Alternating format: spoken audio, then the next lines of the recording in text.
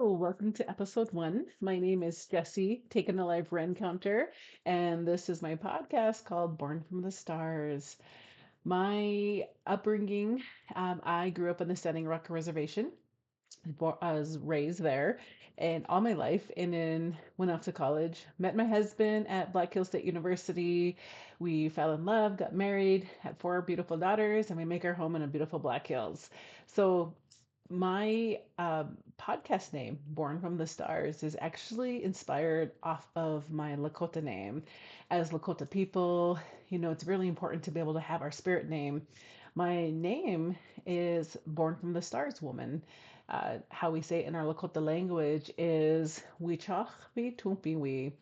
And this was given to me in ceremony for the spirits years ago when I was a young girl. And so the reason why is, when we have these Lakota names, it helps us guide us in life and such, and helps us kind of have an understanding of our role and so forth. So the name Born from the Stars podcast is because of my Lakota name, my spirit name. So that's a little bit about that. I worked as a school counselor for 15 years. 10 of those years, I worked as an elementary school counselor. 5 years, I worked with high school students as a counselor and in the classroom, teaching students different life skills. And I now make my full career as a consultant and a presenting author. I've published 7 children's books with more on the way, as well as some young adult books in the works as well. And I also, like I said, I do consultant work where I work with different organizations, different school professionals doing professional development. I also have been asked to do a lot of keynote uh, presentations and such. What an honor to be able to share that space with students, professionals, and just people in general. So I wanted to do a podcast. I've actually had a request from a lot of different people to start a podcast, and one being my life coach, our counselor, sharing, uh, telling me to share a little bit about things that have been coming to me. I, as a Lakota person, we know that dreams are really important to us. And for me, dreams are a huge part of who I am. Ever since I was a little girl, I was a dreamer, and I would have dreams of things that were happening or going to be happening in the future. And as well too, more recently as a young adult, I guess not more recently, but as a young adult, when I was in college, I started having dreams where an old man would visit me and he would share different things with me, different messages. And as I got older, they just became more clear, vivid dreams, and they're beautiful lessons that he shares with me. And I really feel like these messages are meant to be shared with just more than just myself or people that are close to me, my family, my friends, and my counselor. So I started turning those messages into books, and a lot of these messages inspired the books and so forth. But today I want to share, starting off our first episode of my very first book. It's called Pet That Shows Me See the Lights, and it's a meant for a children's book. But what a lot of people have shared with me is that it's a book with a message that is universal for all cultures and all ages. And I really agree. And I say this not in a big-headed way. I say this in a real humble way because it's not my message. I'm just the messenger bringing the message from this old man. And, this old man will visit me in dreams, but also like during meditations.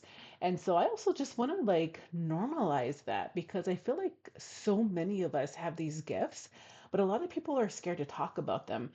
And it's not just our native people that have these gifts. Uh, a lot of our human people have these gifts. And I'm a huge believer in helping us remember that we are spirits first and we're having a beautiful life experience. So, like, I always like to think that these bodies are like our avatars, allowing us to experience this physical experience we call life, right? Here on this earth. And so we are spirits first, we're energy and such. And so being able to connect to the spirit world, to the energy world is normal. And it should not be thought of as being weird. It should not be thought of as being like, oh, we need to medicate them. Anything. No, this is who we are. We are spirits, guys. And I always get sad when we forget that, right? Because as kids and as brand new babies, we're born into this world already knowing this knowledge, this wisdom about coming from that spirit world. And we're here for a short, limited time, guys. We're just here for a blip of time.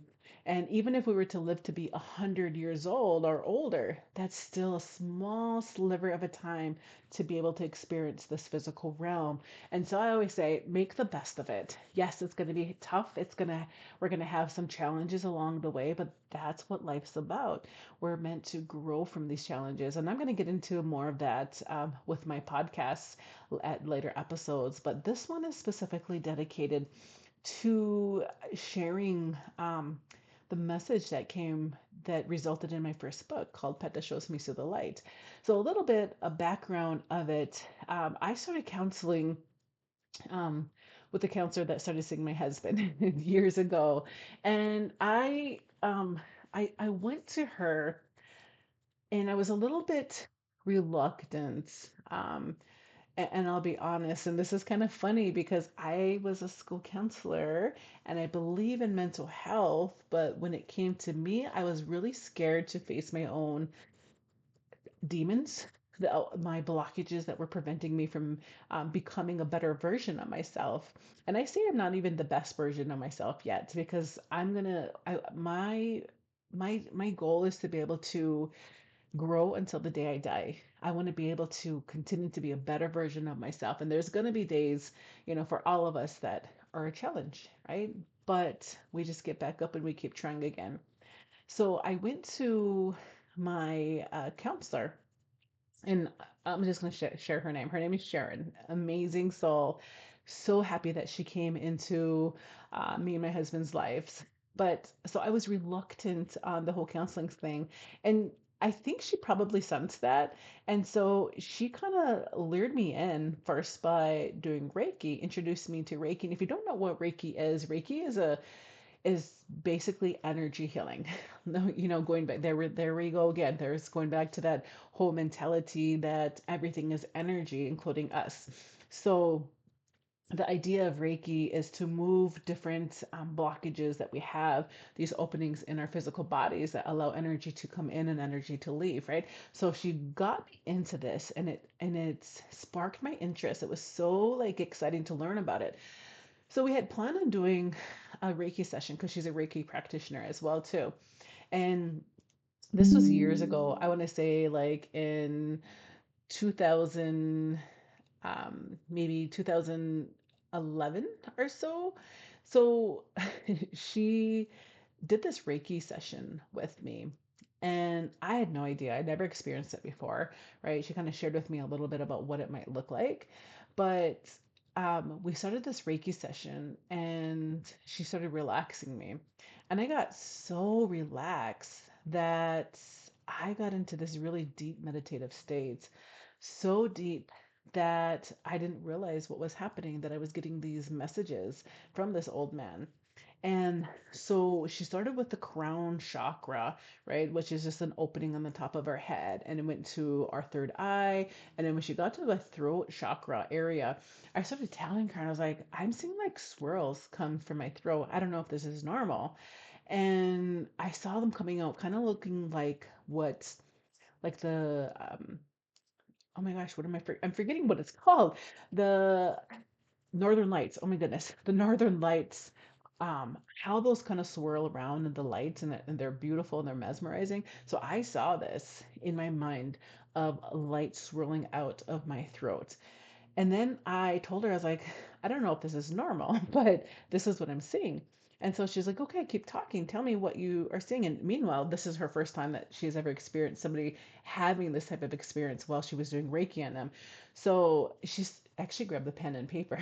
And I told her, I was like, I'm like falling through a flower, like this big, beautiful flower, like probably the size of a king size bed or maybe bigger.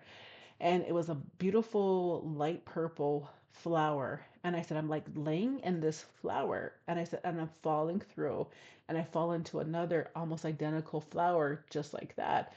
And I said, I keep falling through, and pretty soon I'm falling through like dozens of them, like, right? And boom, I am in outer space. And I look around and it's so beautiful. It was not scary at all. It was so peaceful. And I just wanted to stay there. And I can feel this old man's presence beside me. And he tells me as I'm looking around, I'm noticing how beautiful silence is. It's so beautiful. 'Cause we're so used to seeing, or excuse me, we're so used to hearing things, turning on background music when we're in a car. Some of us listen to like sleep music to help us relax. And some of us, it's really hard to just sit in silence. But silence, in this moment felt so beautiful, so comforting. It felt like home.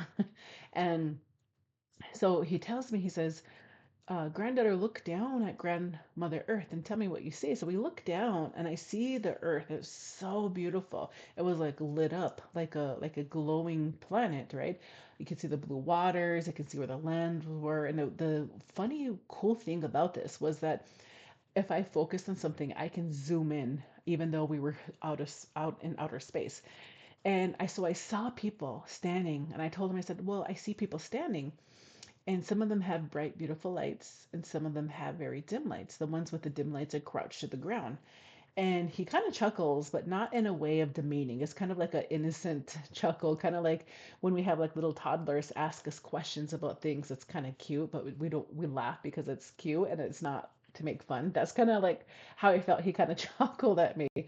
And he says, "Are you sure? Look again." So I look and I see these people and they're crushed to the ground and they have really dim lights.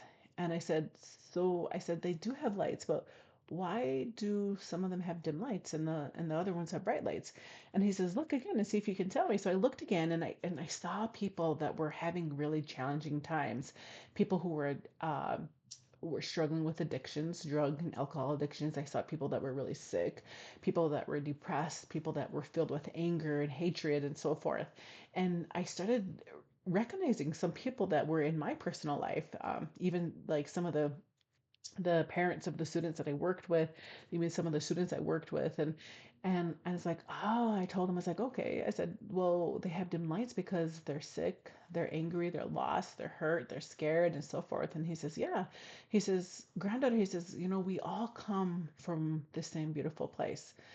And we're born into this world with bright, beautiful lights. So beautiful that when we're babies, when we're born into the world, people want to be around us. They want to hold us, they want to touch us, they want to nurture us because we make them feel good.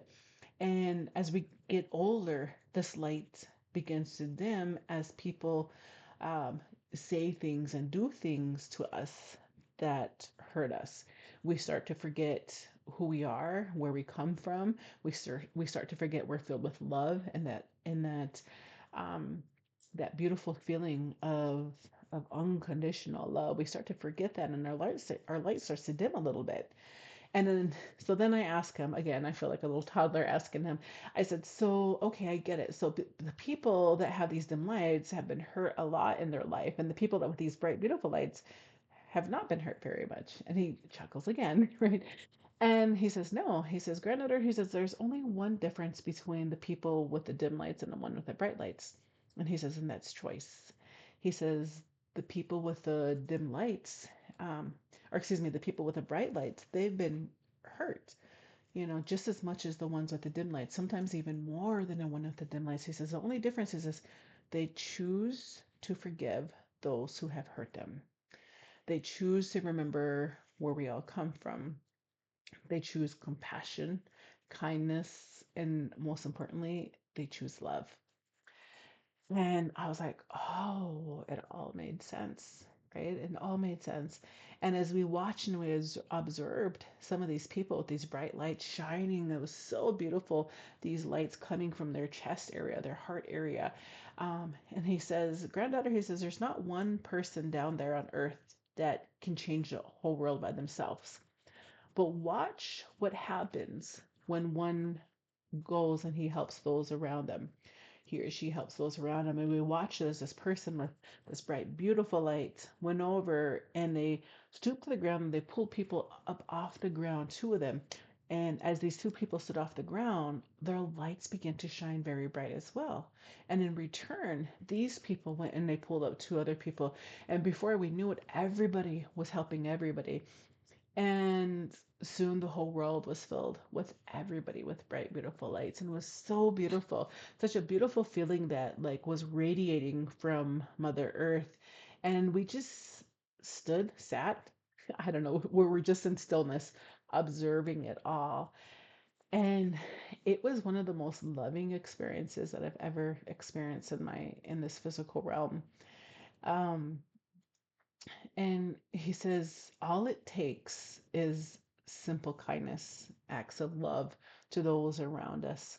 Sometimes a simple smile, sometimes just a hello, just a small compliment, whatever it is, just to show others that you see them, that you recognize them, right? And so it was a very humbling, beautiful experience. And he says, granddaughter, he says, um, don't or before he shared this with me, as we're sitting there observing all of this, and I see him like crying, and I asked him because it was really like I was really confused. I was like, why is he crying? So I asked him why he was crying, and he says I cry for a couple different reasons. He says one, I cry on this side because he says it's really hard to hear to see what's happening down there, especially to hear the young ones crying and not wanting to be there anymore. He said it's really hard and he wiped his tear and then he said on this side I cry tears of joy because now you could share with them and remind them of how simple and easy it is to make the world become a better place. He said it's not hard, it's real simple. And he says, and one more thing, granddaughter, he says, and wiped his tear and he says, granddaughter, he says, don't ever be afraid to allow your own light to shine because when you allow your own light to shine, it reminds those around you that it's okay to shine as well. And that one really hit home for me because growing up as a Lakota woman, as a Lakota girl, and such, I always heard the word to be humble, to have humility, which is important.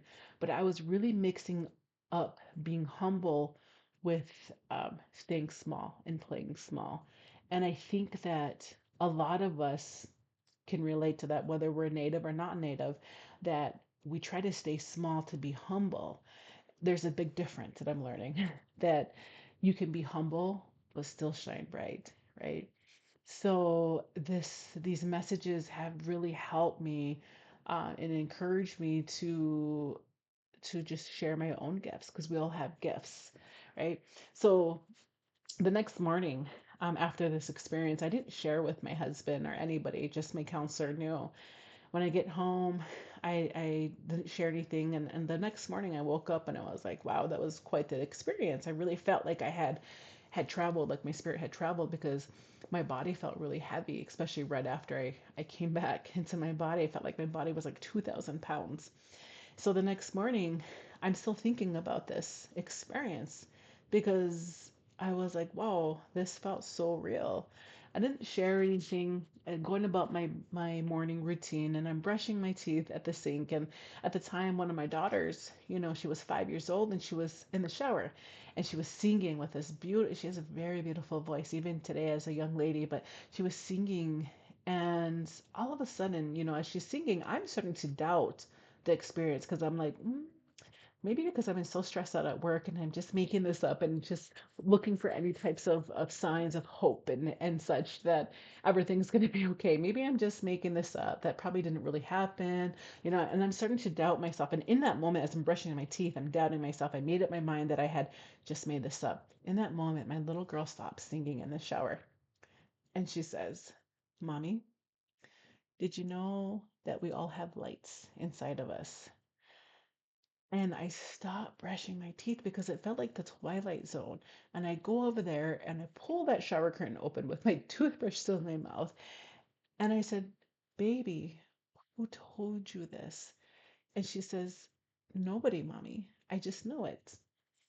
And when we do things that we're good at, like I'm a good singer, she said, and when I sing, my light starts to shine brighter. And in that moment, any little doubt that I had was squashed that this had happened. Any doubt that this experience was real, that this was a real message from this old man was squashed. And I said, You're right, baby. You're right. We do have lights. And I had like tears streaming down my face because there's this little innocent girl, so innocent, so filled with life and love. Something told her to tell me that. And I realized that the spiritual world is so close to us and it's so beautiful where we come from, and that we have people that walk with us every single day and they help us and they guide us through these challenges on earth. Because at that time, I was going through some really difficult times as a counselor. I was experiencing a lot of sad stories um, with children that I was working with. And the school I was at was a really high needs school. And I was one counselor to 650 students at the time. And everything seemed like a crisis all the time. I was always putting out fires and such. And I started questioning. It's like, why do these babies have to go through this? Why is this life so hard? And these babies who are so innocent, they're experiencing all these like hardships, and it's not fair, right? And these babies are questioning me, asking me like, why is our world the way it is? Why do people do hurtful things? And in that moment, it just brought so much truth and so much hope and such, that not only the experience from the old man, but this message that my little innocent girl reminded me of, like, what you experienced was real. And so I knew that I had to get this message out there and start sharing it with kids. And kids would go home and share with their parents and grandparents. And one particular grandfather asked for me to make this into a book. And he I didn't believe in myself that. But he says, Jesse, he says, my granddaughter came home and told me this story. He says, I want to know the name of that book. And I said, I don't know. It's not a book. I just made up the story. And he says, you need to turn this into a book, Jesse. And every time I'd see him, he'd say, where's the book? Where's the book? And it wasn't until years later that I actually turned it into a book and was fortunate enough to win the Great Plains Emerging Tribal Writers Award for the story before it was actually published into a book. And so that this book is available online, by the way. It's called Peta Shows Me Through the Lights. Very, very humbled to be the messenger of this message. And I wanted to reach more people, more audiences with my podcast to share these messages with you all. And so, whatever it is that you're going through right now, I just want you to know that you have people in the spirit realm that walk with you every day, that are there for you every day, that love you so much, even if you can't feel the love in this physical realm, that you're loved so much by so many in that realm. And it's a beautiful feeling to have. It's a beautiful feeling to have and to remember. So I just want to encourage you to try to remember that feeling, to walk with your purpose, and to know that whatever challenge that you're experiencing, that you're going to get through it. That Creator's love is so beautiful that He's going to bring you through it. And when you get through it, you're going to be able to see the lesson in it. And you're going to be able to help others along the way. So With that, I just want to say thank you for tuning in. Thank you for joining me today. And I hope that you not only help other people remember their light, but I also hope that you remember your own light too. And remember to shine bright um, every day, wherever you go. With that, thank you. And I'm going to close with our phrase called Midako ye obase, which means we're all relatives, we're all related, we're one, and we're connected. So, love you all. Until next time.